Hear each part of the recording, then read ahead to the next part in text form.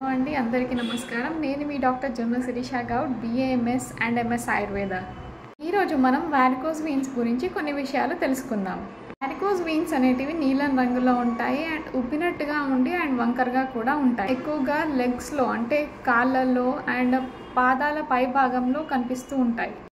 వెయిన్స్లో valves అనేటివి ఉంటాయన్నమాట. అవి బాగా పనిచేయకపోతే ఈ వారికోజ్ వీన్స్ అనే వ్యాధి వస్తుందన్నమాట. హార్ట్ ఏదైతే రక్తాన్ని కాళ్ళ వైపు పంపిస్తుందో ఆ కాళ్ళ వైపు వచ్చిన రక్తం మళ్ళీ తిరిగి గుండెకు చేరుకోవాలన్నమాట. సో ఆ వాల్వ్స్ ఏం చేస్తాయంటే పైకి వెళ్ళకుండా అంటే కాళ్ళ నుంచి గుండె దగ్గరికి వెళ్ళకుండా వాల్వ్స్ అనేటివి అడ్డుకట్టలాగా మారి అక్కడే ఆపేస్తాయన్నమాట రక్తాన్ని. అక్కడ నిలిచిపోవడం వల్ల ఈ వారికోజ్ వీన్స్ అనేది వస్తుందన్నమాట. ఈ వారికోజ్ వీన్స్ ఎక్కువగా ఎవరిలో వస్తుంది అంటే అధిక బరువు ఉన్న వాళ్ళలో, ఎవరైతే ఎక్కువసేపు నిల్చుంటారో, ఎవరైతే ఎక్కువసేపు కూర్చుంటారో వాళ్ళల్లో వస్తుంది.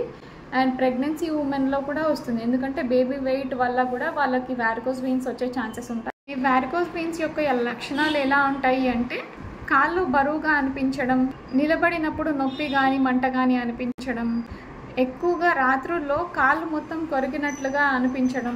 ఈ వారికోజ్ వీన్స్ రాకుండా ఉండడానికి అండ్ ఎలాంటి జాగ్రత్తలు తీసుకోవాలి అని అంటే కాళ్ళు కొంచెం ఎత్తుగా పెట్టుకొని ఉండాలన్నమాట.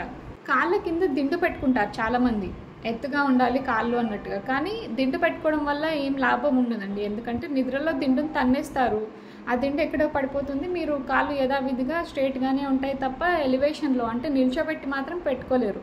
సో ఏం చేయాలి అంటే మంచం కాళ్ళు ఉంటాయి కదా, ఆ మంచం కాళ్ళ వైపు 2 చెక్కలు కానీ ఇటుకలు కానీ అంటే వుడ్ది కానీ లేకపోతే బ్రిక్స్ కానీ ఏదైనా పెట్టండి. అది 3 to 4 ఇంచెస్ ఉండేటట్టుగా చూసుకొని ఆ కాళ్ళ వైపు, మంచం కాళ్ళ వైపు ఆ మంచం కిందనే పెట్టండి.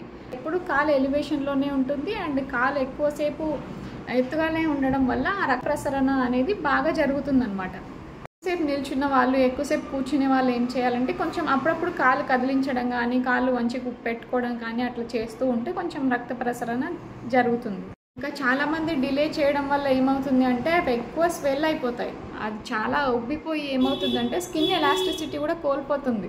స్కిన్ ఎలాస్టిసిటీ కోల్పోయినప్పుడు ఏమవుతుంది అంటే ఏదైతే ఆ బ్లడ్ అనేది అక్కడ ఉండిపోయిందో అది బయటికి రావడానికి ట్రై చేస్తుంది. అలా వచ్చినప్పుడు మొత్తం కాలు కింద భాగం మొత్తం ఎక్కువ బ్లాక్ అవ్వడం కానీ డిస్కలరేషన్ అవ్వడం కానీ అవుతూ ఉంటుంది.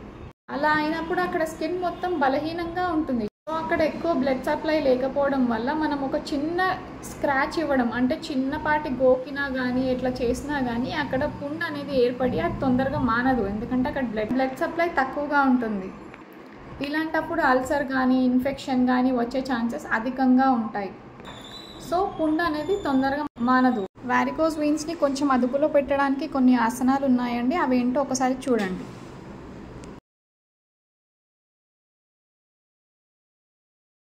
ఈ వీడియో కనుక మీకు యూస్ఫుల్ అనిపిస్తే like, share and subscribe my channel. Thank you.